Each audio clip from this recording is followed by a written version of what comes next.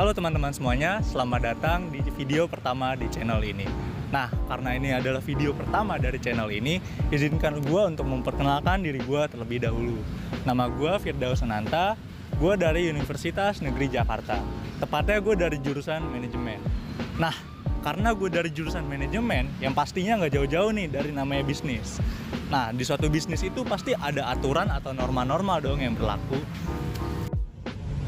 Pada video kali ini, kami akan membahas hukum bisnis yang sangat penting bagi pengusaha dan calon pengusaha.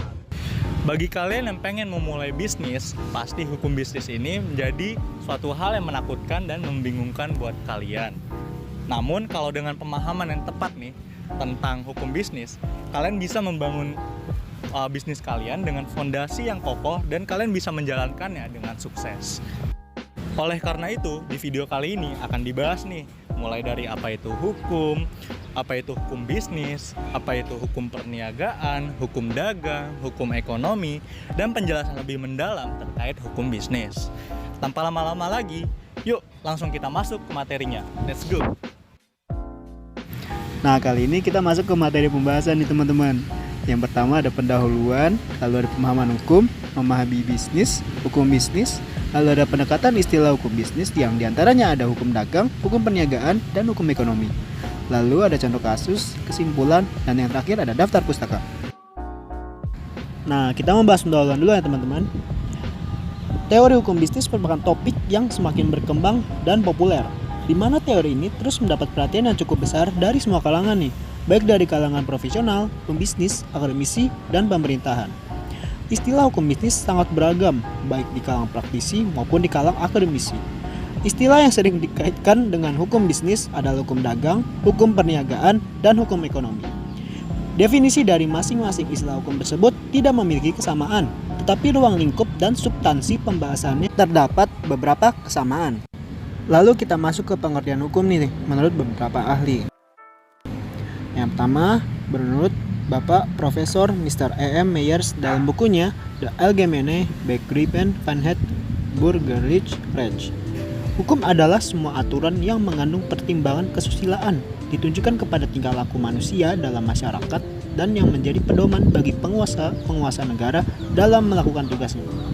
Lalu yang kedua menurut ahli dari Leon Duguid, hukum ialah aturan tingkah laku para anggota masyarakat. Aturan yang daya penggunaannya pada saat tertentu diindahkan oleh suatu masyarakat sebagai jaminan dari kepentingan bersama dan yang jika dilanggar menimbulkan reaksi bersama terhadap orang yang melakukan pelanggaran tersebut. Nah, lalu ada subjek dan objek hukum. Subjek hukum merupakan sesuatu yang menuntut hukum dan dapat memiliki hak dan kewajiban yang memiliki kewenangan untuk bertindak. Sebagai contoh, manusia atau orang pribadi dan badan hukum.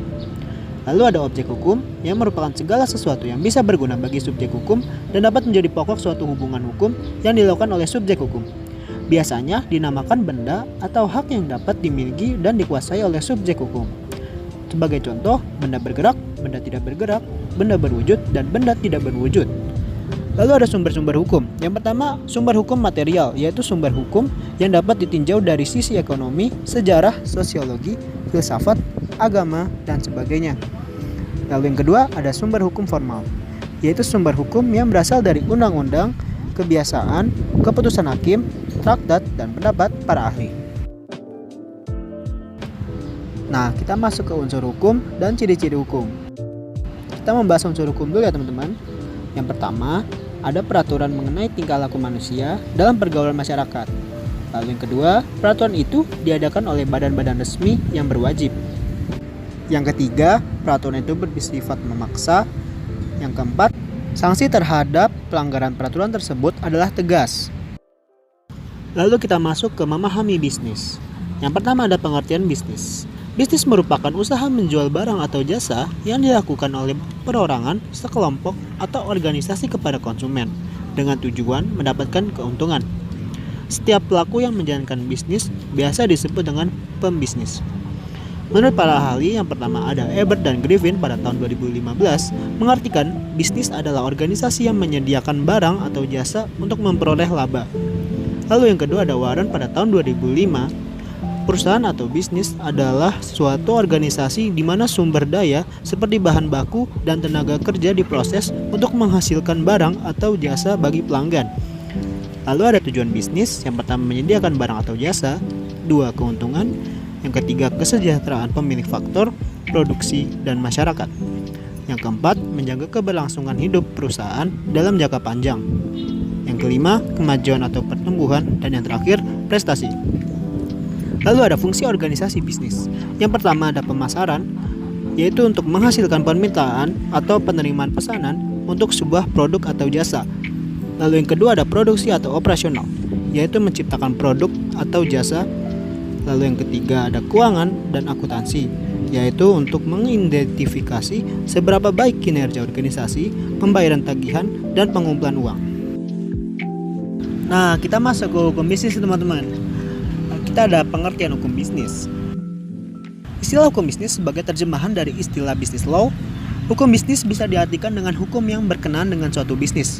Dengan kata lain, hukum bisnis adalah suatu perangkat kaidah hukum yang mengatur tentang tata cara pelaksanaan urusan atau kegiatan dagang, industri atau keuangan yang dihubungkan dengan produksi atau pertukaran barang atau jasa dengan menempatkan uang dari para entrepreneur dalam resiko tertentu dengan usaha tertentu dengan motif untuk mendapatkan keuntungan. Lalu ada ruang lingkup hukum bisnis. Yang pertama ada kontrak bisnis, bentuk-bentuk badan usaha, ada PT, CV, dan firma.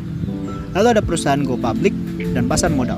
Lalu ada jual beli perusahaan, penanaman modal atau investasi. Lalu ada kepailitan dan likuidasi. Lalu ada merger, konsolidasi, dan akuisisi. Lalu ada perkreditan dan pembiayaan. Lalu ada jaminan hutang dan surat-surat berharga. Lalu ada fungsi hukum bisnis sebagai sumber informasi yang berguna bagi praktisi bisnis. Lalu yang kedua untuk memahami hak-hak dan kewajibannya dalam praktisi bisnis. Lalu yang ketiga, agar terwujud watak dan perilaku aktivitas di bidang bisnis yang berkeadilan, wajar, sehat, dan dinamis, yang dijamin oleh kepastian hukum.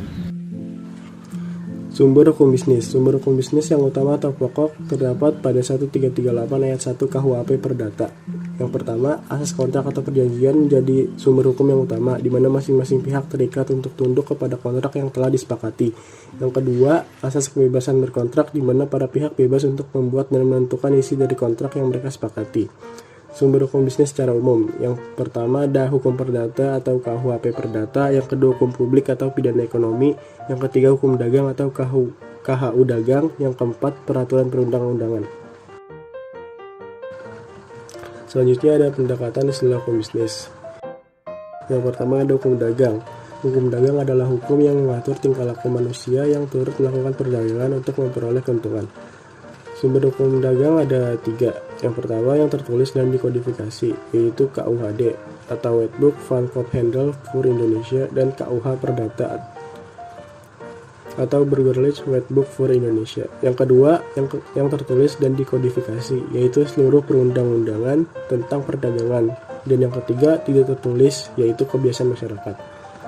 Yang kedua ada hukum ekonomi atau economic law. Menurut Sunaryati Hartono, hukum ekonomi adalah keseluruhan kaidah-kaidah dan putusan-putusan hukum yang secara khusus mengatur kegiatan dan kehidupan ekonomi Indonesia. Seperti halnya dalam ekonomi yang membedakan antara ekonomi makro dan mikro. Hukum ekonomi juga berbeda dengan hukum bisnis. Hukum ekonomi diartikan sebagai keseluruhan peraturan, putusan pengadilan, dan hukum kebiasaan yang menyangkut pengembangan kehidupan ekonomi secara makro. Yang terakhir ada hukum perniagaan atau commercial law. Perdagangan atau perniagaan adalah pekerjaan membeli barang dari suatu tempat atau pada suatu waktu dan menjual barang tersebut di tempat lain atau pada waktu yang berikutnya dengan tujuan memperoleh keuntungan. Di zaman modern ini, perdagangan adalah pemberian perantaraan kepada produsen dan konsumen untuk membelikan dan menjual barang-barang yang memudahkan dan memajukan pembelian dan penjualan.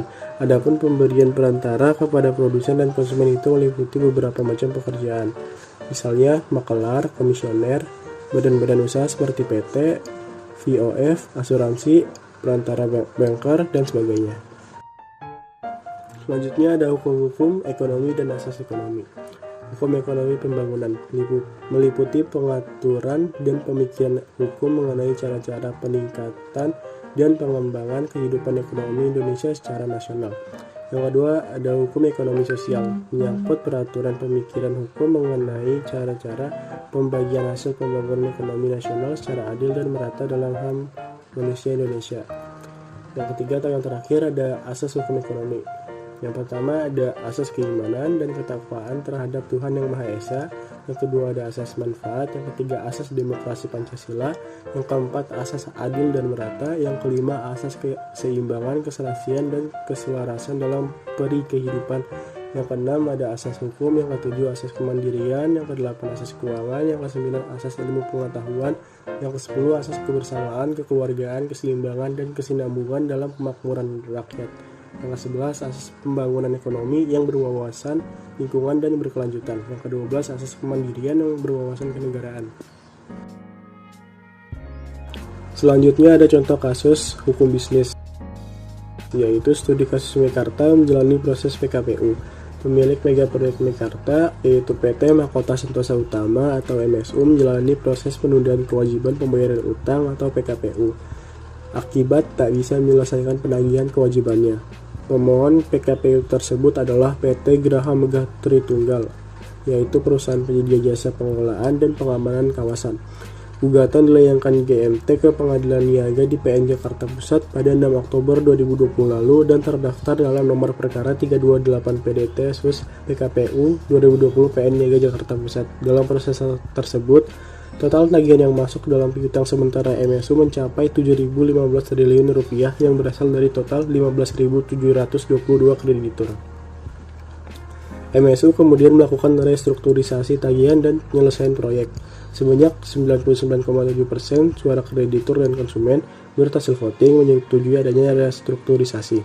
Perusahaan ini pun melanjutkan kembali proyeknya sampai waktu yang ditetapkan. Setelah hasil voting diumumkan, entitas milik Lipo Group ini mengklaim tak pilot. Kesimpulan, hukum adalah semua aturan yang mengandung pertimbangan kesusilaan, ditujuk kepada tingkah laku manusia dalam masyarakat, dan menjadi pedoman bagi penguasa-penguasa negara dalam melakukan tugasnya. Bisnis adalah organisasi yang menyediakan barang atau jasa untuk memperoleh laba. Hukum bisnis sendiri merujuk pada suatu perangkat kaidah hukum yang mengatur tentang tata cara pelaksanaan urusan atau kegiatan dagang, industri atau keuangan yang dihubungkan dengan produksi atau pertukaran barang atau jasa dengan menempatkan uang dari entrepreneur dalam risiko tertentu dengan usaha tertentu dengan motif untuk mendapatkan keuntungan. Hukum bisnis mencakup berbagai pendekatan istilah termasuk hukum dagang, hukum perniagaan, dan hukum ekonomi. Hukum bisnis selalu berkembang dan berubah seiring dengan perubahan sosial, ekonomi, dan politik di suatu negara atau wilayah. Oleh karena itu, perusahaan harus selalu memantau perubahan hukum bisnis dan memperbarui kebijakan dan praktik bisnis mereka secara berkala. Selanjutnya, ini ada dosen pengampu kami yaitu Pak Suhardi SPD SHMM dan Ibu Diana Noviarini MMSI.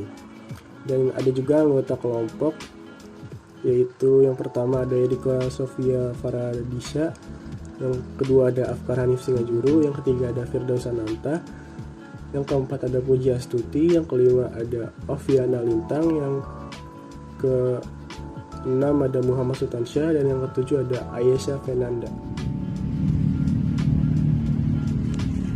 Nah teman-teman, dari materi tadi semoga bisa diambil nih manfaatnya buat kalian semua. Oh iya, kali ini gue nggak sendirian lagi nih. Sini guys. Nah kali ini gue ditemenin oleh voice actor video ini yang kece-kece nih. Ayo masuk Sultan. Nah ini pertama Sultan. Dan yang selanjutnya ada Hanif nih. Nah gimana nih Us, materi yang udah gue jelasin tadi, lihat banget kan? Wah menarik banget tuh, gue jadi paham ternyata di suatu bisnis tuh untuk meraih keuntungan kita nggak bisa bertindak seenaknya tuh, karena di suatu bisnis pasti ada aturan atau norma-norma yang berlaku. Oh jelas. Nah, semoga dengan materi yang telah kami sampaikan tadi kalian dapat lebih paham tentang hukum bisnis.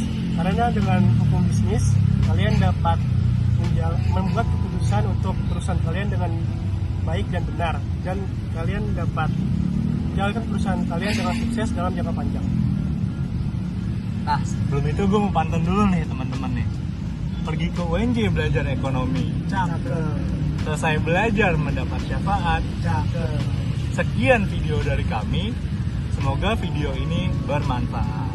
like video ini jika bermanfaat untuk kalian. Jangan lupa subscribe dan share juga ya. Nah, next video kita bakal ada apa sih nih? Nah, next kita bakal ada video podcast nih teman-teman. Biar kalian nggak ketinggalan video kami, jangan lupa pencet tombol subscribe di bawah ini ya, biar kalian nggak ketinggalan update dari kami.